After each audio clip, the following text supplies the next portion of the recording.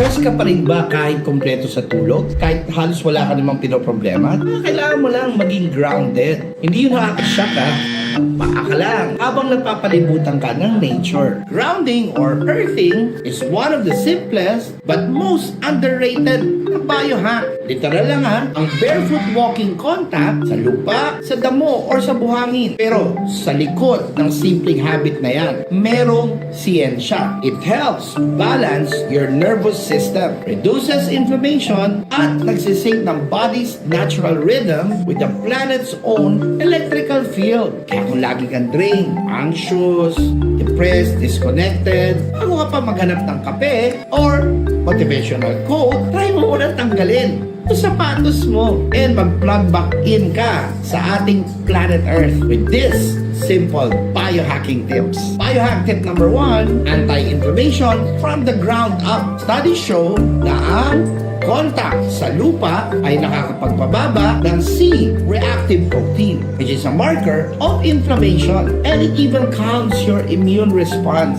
and balances your cytokines. Parang Earth's way of saying, hey, relax ka lang, you're safe. Literal na, calm down signal sa lupa. And biohack tip number 2, stress regulation and serotonin reset. When you walk barefoot in nature, yung serotonin levels mo ay tumataas. Pero yung cortisol naman na stress hormone ng katawan ay nagsistabilize. Kaya yung beach walk or yung mountain walking, ilang yung pang-aesthetic sa IG mo. Ay legit na stress reset yan. Para na siyang isang buong therapy session. Pero ang maganda, walang bayan. And biohack tip number 3, natural circulation and posture therapy. Barefoot walking activates your feet and legs and your muscles more than sneakers ever could. Alam mo, yung uneven terrain, nagsistimulate yan ng circulation, strengthens your stabilizers, and even improves yung posture. Ano nang built-in yan na reflexology?